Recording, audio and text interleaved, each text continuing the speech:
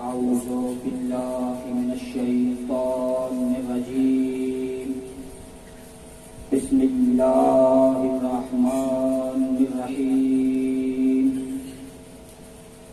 الحمد لله رب العالمين بارئ الخلائق أجمعين باعث الأنبياء والمرسلين ثم الصلاة والسلام والتحية والإكرام على عبده وحبيبه وخيرته من خلقه وحافظ سره ومبلغ رسالاته العبد المجتبى والنبي المرتضى والرسول المصطفى أبي القاسم محمد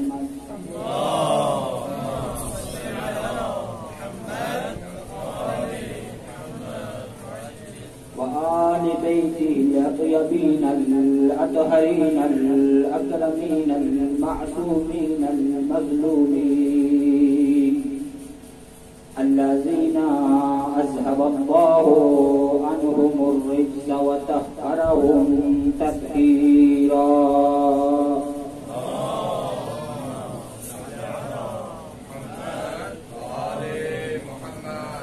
لا سيما ابن الزهراء بقية الله وآيته الكبرى واللعنة العبدية على أعدائهم أجمعين أما بعد فقد قال الله تبارك وتعالى في القرآن المجيد بسم الله الرحمن الرحيم كنتم خير أمة أخرجت للناس تأمرون بالمعروف وتنهون عن المنكر وتؤمنون بالله صلوات پڑھیں اللهم صل على محمد وآل محمد.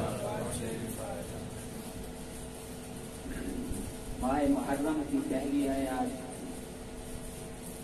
کل 1442 کا سورج غروب ہوا اور آج ہجری قمری سال نیا شروع ہوا.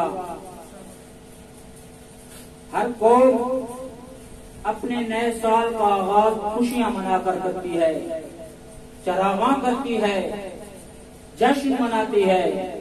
لیکن شیعہ وہ واحد قوم ہے کہ جو اہل بیت کے ذکر سے اپنے سال کا آغاز کرتے ہیں, جو کربلا والوں کی یاد منا کر اپنے نئے سال کا آغاز کرتے ہیں. اور جیسے ہی یہ ماہ محرم شروع ہوتا ہے جا بجا مجالس عزا کا اہتمام کیا جاتا ہے, ماتمداری کا بندوبست کیا جاتا ہے, شہروں اور گلیوں اور کوچوں کو سوگوار کیا جاتا ہے اور مظلوم کربلا کی یاد منائی جاتی ہے. کربلا کا ذکر کیا جاتا ہے, کربلا والوں کا ذکر کیا جاتا ہے. یہ کربلا کوئی ایسا تاریخی واقعہ نہیں ہے کہ صرف تاریخی کتب میں درج ہو, صرف کتابوں کی زینت بنے, بلکہ کربلا ایک درسگاہ ہے جو ہمیں سیرت اہل بیت سکھاتی ہے, جو ہمیں حریت اور آزادی کا درس دیتی ہے, جو ہمیں زندگی گزارنے کے سلیقے سکھاتی ہے.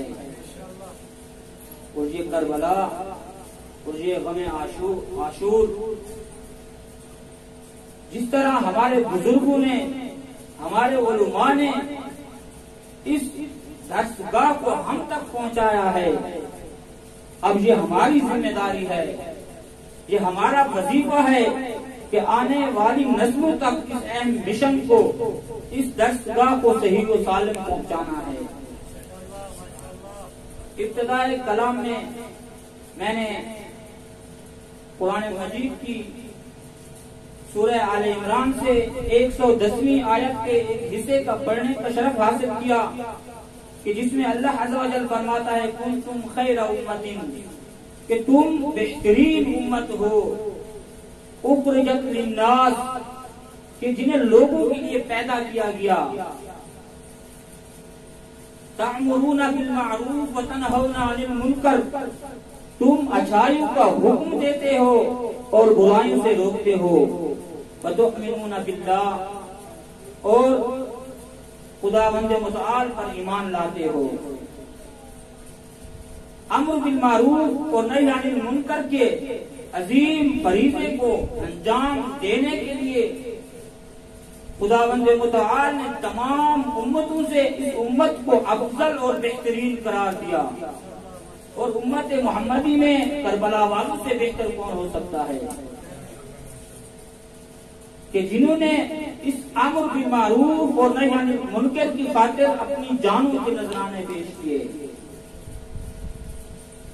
جنہوں نے اسی امر بالمعروف اور نہی عن المنکر کو زندہ کرنے کے لیے پہلے مدینہ چھوڑا، پھر مکہ جب پہنچے، مکہ جائے امن ہے لیکن امت نے وہاں بھی رہنے نہ دیا۔ جب دنیا بھر سے حاجی حج کرنے کے لیے مکہ آ رہے تھے، یہ نواسہ رسول خانہ خدا کو چھوڑ کر حج بچانے کی خاطر ریگستانوں اور بیابانوں کا سفر کرتا ہے۔ جیسا کہ عرض کیا، جیسے ہی ماہ محرم شروع ہوتا ہے مجالس عزا کا اہتمام کیا جاتا ہے، ماتمداری ہوتی ہے، گریہ زاری ہوتی ہے۔ آیا صرف اسی لیے امام حسین علیہ السلام نے یہ عظیم قربانی عطا کی؟ یہی ہدف تھا کہ ہم مجالس میں شرکت کریں، ہم ماتمداری کریں، مرثیہ خوانی ہو، یا کوئی اور عظیم ہدف ہے؟ میں مجالس کی نفی نہیں کر رہا، یہی ہماری بخشش کا وسیلہ ہے، لیکن مجالس میں آنے کا ہدف کیا ہے، کس مقصد کی خاطر یہاں پر ہم جمع ہوتے ہیں؟ تو آئیے امام حسین سے پوچھتے ہیں کہ کیوں آپ نے یہ عظیم قیام فرمایا؟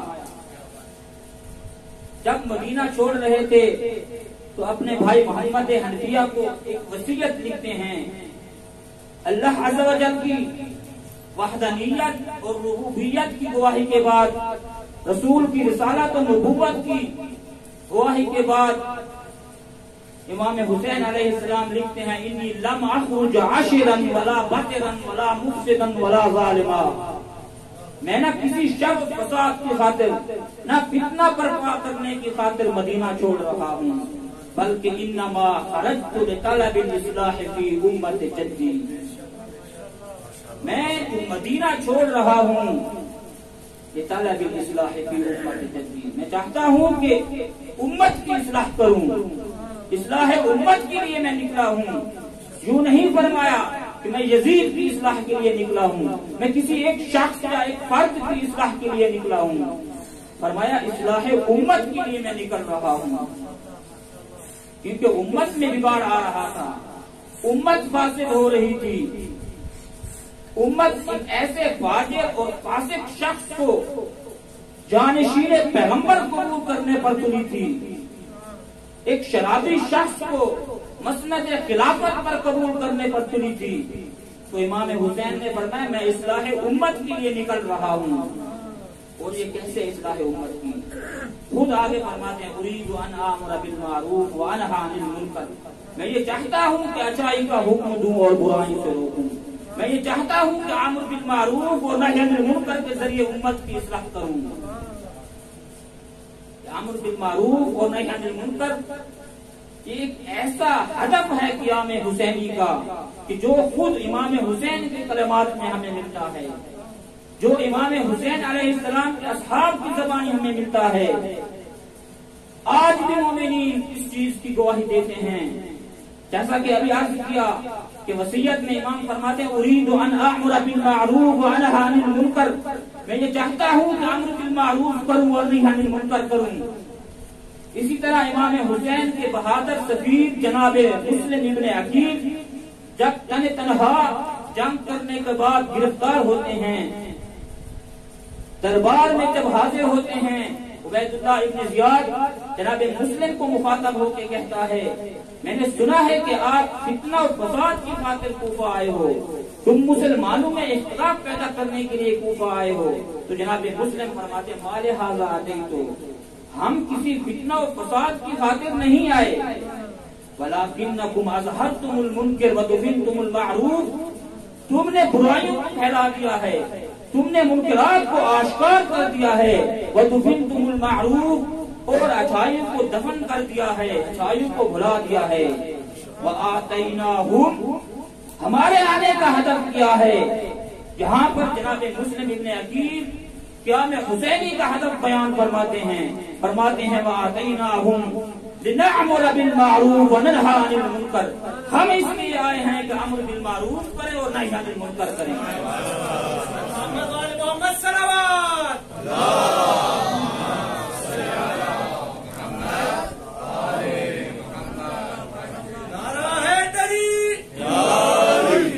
اور اسی طرح مومنین بھی معصومین علیہ السلام کی شاگردی میں ان سے سیکھتے ہوئے زیارت وارثہ میں یہ پڑھتے ہیں کہ اشہد انک قد اقمت الصلاۃ وآتیت الزکاۃ، اے امام حسین میں یہ گواہی دیتا ہوں کہ تم نے نماز کو قائم کیا، تم نے زکوٰۃ کو ادا کیا، وامرت بالمعروف ونہیت عن المنکر، اے حسین میں یہ گواہی دیتا ہوں کہ تم نے امر بالمعروف کیا ہے اور نہی عن المنکر کیا ہے۔ یہ عظیم ہدف نہ صرف کلمات حسینی میں ملتا ہے بلکہ اصحاب حسین نے بھی بیان کیا۔ آج مومن بھی اس کی گواہی دیتے ہیں کہ امر بالمعروف اور نہی عن المنکر کو امام حسین نے قیام کیا ہے اس کے لیے۔ اور یہ دو واجب بہت ہی اہم ہیں، اگر سارے واجبات کے مقابلے میں ان دو کو دیکھا جائے، مولا امیر المومنین حکمت نمبر 374 میں فرماتے ہیں کہ وما اعمال البر كلها الجهاد في سبيل الله عند الامر بالمعروف والنهي عن المنكر الا كنفس في بحر اللجي، سارے کے سارے نیک اعمال، پھر جہاد کو جدا ذکر کیا کہ کسی کے ذہن میں جہاد نہ آ جائے، کیونکہ جہاد کا بہت بڑا درجہ ہے، تو امام نے اس کو جدا ذکر کیا۔ وما اعمال البر كلها والجهاد في سبيل الله، سارے کے سارے اچھے اعمال حتی جہاد فی سبیل اللہ امر بالمعروف اور نہی عن المنکر کے مقابلے میں ایسے ہیں جیسے دریا کے مقابلے میں ایک لاب دہن، یعنی امر بالمعروف اور نہی عن المنکر ایک دھاتے مارتا وہ سمندر ہے اور باقی سارے اعمال ایک قطرے کی مانند ہیں۔ میں اس بات کو سمجھانے کے لیے بچوں کے لیے ایک چھوٹی سی مثال سے تشبیہ سے بیان کرنا چاہتا ہوں۔ آپ ایک کھیت کا تصور کریں، ایک باغ کا تصور کریں کہ جس کے لیے دو چیزوں کی ضرورت ہوتی ہے، ایک اسے کافی مقدار میں اور منظم مقدار میں پانی کی ضرورت ہوتی ہے، اگر کھیت کو پانی نہ ملا تو وہ خشک ہو جائے گا، اور دوسرا اسے آفات سے بچانا ہوتا ہے۔ دین اسلام کی کھیتی میں امر بالمعروف پانی کا درجہ رکھتا ہے اور نہی عن المنکر آفتوں سے بچانے کا درجہ رکھتا ہے۔ اگر دین اسلام میں امر بالمعروف اور نہی عن المنکر کو نکال دیا جاتا ہے تو باقی اعمال کے نابود ہونے کا خطرہ ہے۔ جس طرح کھیت کے خشک ہونے کا خطرہ ہوتا ہے، اس طرح باقی اعمال کے نابود ہونے کا خطرہ ہے۔ سروات پڑھنے بابا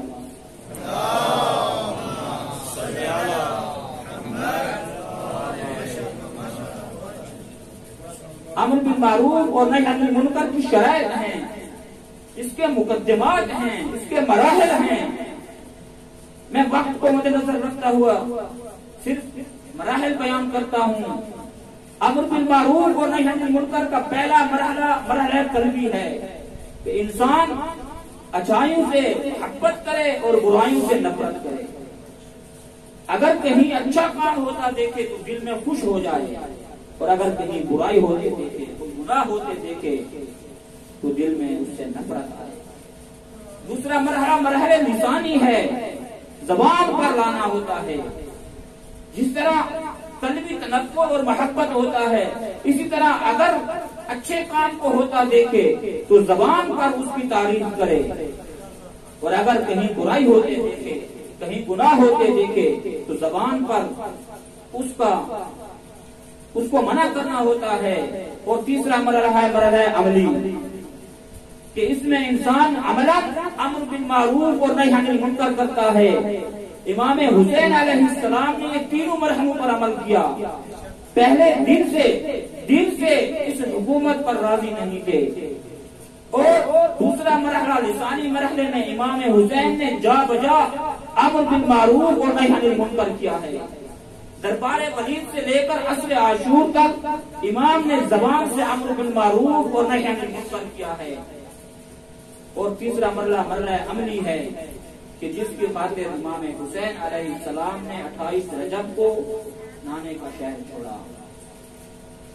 عملاً امر بالمعروف اور نہی عن المنکر کی خاطر، کیونکہ امر بالمعروف جو عملی ہوتا ہے دو طرح سے ہوتا ہے، یا انسان دشمن کو نابود کر دیتا ہے اور منکرات کا خاتمہ کر دیتا ہے، یا خود اپنی قربانی دیتا ہے، اس طرح معروفات کو زندہ کرتا ہے۔ تو 28 رجب کو اسی امر بالمعروف اور نہی عن المنکر کو زندہ کرنے کی خاطر امام حسین نے مدینہ چھوڑا۔ رات کے وقت مسجد نبوی میں تشریف فرما تھے، ولید کا قاصد آتا ہے اور پیغام دیتا ہے کہ آپ کو دربار ولید میں بلایا گیا۔ امام فرماتے ہیں آپ جائیے، میں ابھی آتا ہوں۔ ہم آتے ہیں، وہاں سے امام حسین علیہ السلام گھر تشریف لاتے ہیں، اور بنی ہاشم کے چند جوانوں کے ساتھ مختلف کی کتابوں میں مختلف تعداد لکھی گئی۔ صاحب الحوف نے 30 کا ذکر کیا ہے کہ 30 جوانوں کے ساتھ امام حسین علیہ السلام دربار ولید کی طرف روانہ ہوئے، اور بنی ہاشم کو دروازے پر رکنے کو کہا مجھے اکیلے کو بلایا گیا ہے، اور اگر ضرورت پڑی تو آپ کو بھی بلا دوں گا۔ جب امام حسین دربار ولید میں داخل ہوتے ہیں، امام کو بیٹھنے کی جگہ عطا کی جاتی ہے۔ پہلا پیغام سنا دیا جاتا ہے کہ امیر شام اب اس دنیا میں نہیں رہے۔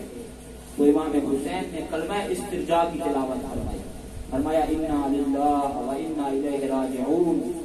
اور دوسرا پیغام فرمایا ہمیں حکم ہے کہ یزید کے لیے آپ کی بیعت کی جائے۔ تو امام حسین علیہ السلام نے فرمایا کہ رات کی تاریکی میں تنہا تو گوارا کرتا ہے کہ میں حسین کی بیعت لے، دن کا اجالا چھانے دے، لوگوں کو بیدار ہونے دے، پھر ہم فیصلہ سنائیں گے کہ کون بیعت کا زیادہ حقدار ہے۔ ولید کو یہ بات پسند آئی اور کہا کہ اب تشریف لے جائیے، خدا آپ کا حامی و ناصر ہو، کل جب لوگ آئے تو آپ بھی آ جانا۔ لیکن ساتھ بیٹھے ہوئے مروان نے کہا کہ لا تقبل عذرا ایھا الامیر، حسین ابن علی کے عذر کو قبول نہ کر، اس سے بیعت لے لے، اور اگر بیعت نہیں کرتا فضرب عنقہ، تو حسین کے سر کو قلم کر دے۔ فغضب الحسین علیہ السلام فقال ویلک یا ابن الزرقاء، امام فرماتے اے نیلی آنکھوں والے ماں کے بیٹے، اقتلتمونی ام ہو، اے تو مجھے قتل کرنا چاہتا ہے، یہ شخص مجھے قتل کرنا چاہتا ہے۔ اس کے بعد امام حسین علیہ السلام ولید سے مخاطب ہوتا ہے اور فرماتا ہے تو جانتا ہے کس کے لیے کس کی بیعت چاہتا ہے؟ میں 1.25 پیغمبر کا وارث ہوں، میں حسین سے یزید کی بیعت لینا چاہتا ہے۔ تو یہاں پر امام حسین نے اپنا تعارف کرایا، پھر یزید کا تعارف کرایا، فرمایا ایھا الامیر انا اہل بیت النبوہ ومعدن الرسالہ ومختلف الملائکہ وبنا فتح اللہ وبنا یختم۔ اے ولید، ہم ہی اہل بیت نبوت ہیں، ہم ہی خزانہ رسالت ہیں، ہمارا ہی خاندان ہے، خاندان عصمت و طہارت ہے۔ مختلف الملائکہ، ہمارا ہی خاندان ہے جہاں فرشتوں کا آنا جانا لگا رہتا ہے، کبھی وحی خدا لے کر آتے ہیں تو کبھی درزی بن کر ہمارے دروازے پر آتے ہیں، کبھی مسکین و یتیم کی شکل میں آتے ہیں تو کبھی اسیر بن کر ہمارے در سے روٹیاں لینے آتے ہیں۔ اس کے بعد فرمایا بنا فتح اللہ و بنا یختم، اللہ نے ہم سے ہی اس کائنات کی ابتدا کی، اس کائنات کی ابتدا ہم 14 سے ہوئی۔ حدیث نبوی ہے کہ اول ما خلق اللہ نوری سب سے پہلی چیز جو اللہ عز و جل نے خلق کی وہ میں محمد کا نور تھا. دوسرے مقام پہ فرمایا انا وعلی من نور واحد, میں اور علی ایک ہی نور سے ہیں. تو اس کائنات کی ابتدا انوار معصومین سے ہوئی ہے, 14 کے معصوم نور سے اس کائنات کی ابتدا ہوئی ہے. وبنا یختم, اور خدا ہم پر بھی اس کائنات کو ختم کرے گا. نعرہ تکبیر, نعرہ رسالت, نعرہ حیدری. اس کائنات کی ابتدا بھی ہم سے ہوئی اور انتہا بھی ہم پر ہوئے گی. جب تک میرا بیٹا مہدی ظہور نہیں فرمائے گا اس وقت تک قیامت کو بھی اجازت نہیں کہ ظاہر ہو جائے. اس کے بعد یزید کا تعارف کرائے, اس کے لیے میری بیعت لینا چاہتا ہے. واما یزید رجل فاسق شارب الخمر قاتل النفس المحترمہ معلم بالفسق. اس یزید کے لیے میں حسین سے بیعت چاہتا ہے کہ جو فاسق و فاجر ہے, جو ممبر رسول پر شراب پیتا ہے, جو شرابی ہے, جو بے گناہ لوگوں کا قاتل ہے, جو ممبر رسول پر کتوں اور بندروں سے کھیلنے والا ہے, اس یزید کے لیے میں حسین سے بیعت چاہتا ہے. یہاں پر امام حسین نے تاریخی جملہ فرمایا, یوں نہیں فرمایا میں حسین اس یزید کی بیعت کرنے والا نہیں, فرمایا مثلی لا یبایع مثلا. اے ولید سن لے, قیامت تک کوئی بھی حسینی کردار رکھنے والا کسی یزیدی کردار رکھنے والے کی بیعت نہیں کرے گا. امام حسین نے یہاں سے امر بالمعروف اور نہی عن المنکر کو شروع کیا. یہاں سے بنی ہاشم کے جھرمٹ میں امام حسین علیہ السلام ولید کے دربار سے باہر آتے ہیں. تاریخ میں لکھا ہے کہ امام حسین نانا کی قبر پر آتے ہیں. رات کا وقت ہے, نانا کی قبر پر آ کے اپنے دونوں ہاتھ قبر پر رکھتے ہیں, فرماتے ہیں السلام علیکم یا رسول اللہ, انا الحسین ابن بنت. اے نانا جان آپ پر میرا سلام ہو, میں تیرا حسین ہوں, تیرا نواسا حسین ہوں. اب تیری امت مجھے مدینے میں رہنے نہیں دیتی, مجھے مجھ سے اس شخص کے لیے بیعت کا مطالبہ کیا جا رہا ہے کہ جو فاسق ہے, جو فاجر ہے. اے نانا جان میں تیرے دین کو بچانے کے لیے اب مجھے مدینہ چھوڑنا پڑ رہا ہے. اور مقتل کی کچھ کتابوں میں لکھتا ہے دوسری رات میں امام حسین نانا کی قبر پر آتے ہیں اور خدا سے راز و نیاز میں مشغول ہوتے ہیں اور فرماتے ہیں اللہم انا ھذا قبر نبی محمد صلی اللہ علیہ وآلہ. خدایا یہ تیرے نبی محمد مصطفیٰ کی قبر ہے اور میں اس کا نواسا ہوں, اور تو بہتر جانتا ہے کہ میں کس کام کے لیے یہاں سے نکل رہا ہوں. مجھے امت نے مجبور کیا. اور پھر فرماتے ہیں خدایا تو خود گواہ رہنا اور صاحب قبر گواہ ہے کہ میں امر بالمعروف اور نہی عن المنکر کے لیے اب جا رہا ہوں. پھر امام حسین نے اپنے نانا کی قبر کو الوداع کیا. پھر بھائی حسن کی قبر پر آتے ہیں, پھر آخر میں اما زہرا کی قبر پر آتے ہیں. تاریخ میں لکھا ہے کہ جب نانا رسول کی قبر پر آتے ہیں وقار کے ساتھ امام حسین قدم اٹھا اٹھا کر آ رہے تھے. جب بھائی حسن کی قبر پر آتے ہیں تو پر وقار انداز میں آئے, لیکن جب اما زہرا کی قبر پر جاتے ہیں ازادار و تاریخ کے جملے ہیں جناب سید الشہداء نے دوڑنا شروع کر دیا. جس طرح ایک چھوٹا سا بچہ ماں کی طرف لپکتا ہے اس طرح جناب سید الشہداء نے ماں کی قبر کی طرف بھاگنا شروع کیا اور اپنے آپ کو جناب سیدہ کی قبر پر گرا دیا. نہیں معلوم کتنی دیر تک جناب سید الشہداء ماں سے راز و نیاز کرتے رہے, امت کے شکوے کرتے رہے. پھر گھر کی طرف آتے ہیں اور اہل حرم کو تیاری کے لیے کہتے ہیں. جناب عباس کو فرماتے ہیں بھیا اب یہ امت ہمیں مدینے میں رہنے نہیں دیتی, ہمیں نانے کی دین کی حفاظت کے لیے نکلنا پڑے گا. نہیں معلوم کس طرح انہوں نے سامان کو اور مشکیزوں پر اٹھو کے لادا. جب سامان کو رکھ چکے ایک ایک بیوی سوار ہوئی, اس مدینے سے نکلنے کے وقت آزادار وطن چھوڑنا بہت مشکل ہوتا ہے، اور وطن بھی وہ کہ جہاں نانا رسول کی قبر ہو، جہاں بھائی حسن مصطفیٰ کی لحد ہو، جہاں اماں زہرا کی قبر ہو، اس جیسے شہر کو چھوڑنا کوئی آسان کام نہیں حسین کے لیے۔ نہیں معلوم کس طرح یہ چھوٹا سا قافلہ نکلا۔ عجب نہیں جناب سیدہ نے 11ویں محرم کو یہ سوچا ہوگا کہ ایک دن ہم مدینہ سے نکل رہے تھے، ہمیں کہیں جناب عباس نظر آئے تو کہیں اور محمد کھڑے تھے، کہیں اکبر و قاسم کھڑے تھے تو کہیں مولا حسین کھڑے تھے۔ جناب سیدہ نے ایک بار دائیں طرف دیکھا، پھر بائیں طرف دیکھا، کوئی سوار کرنے والا نہیں تھا۔ عزادارے جب اس منزل تک پہنچ چکے، ایک اور منزل سناتا ہوں، نہیں معلوم کس طرح جناب سیدہ سوار ہوئی اونٹ پر۔ جب اس چھوٹے سے لٹے ہوئے قافلے کو مقتل سے گزارا گیا، جناب سیدہ زینب نے لاش حسین کے سامنے چلتے اونٹ سے اپنے آپ کو گرا دیا۔ جناب حسین کے لاشیں کی طرف پتھروں کے ڈھیر کی طرح مقابلہ ہو کے فرماتی ہیں، انت آخر حسین، آیا اپا جایا حسین تو ہے۔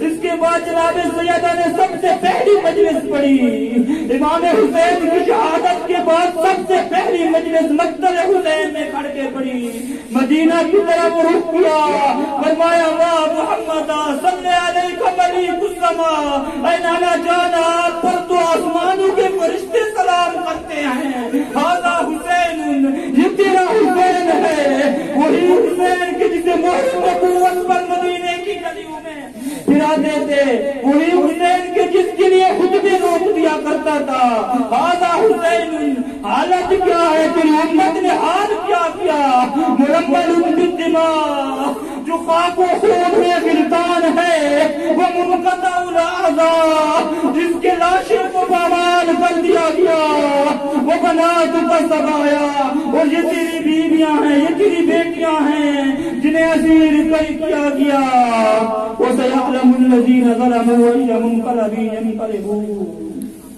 ماتم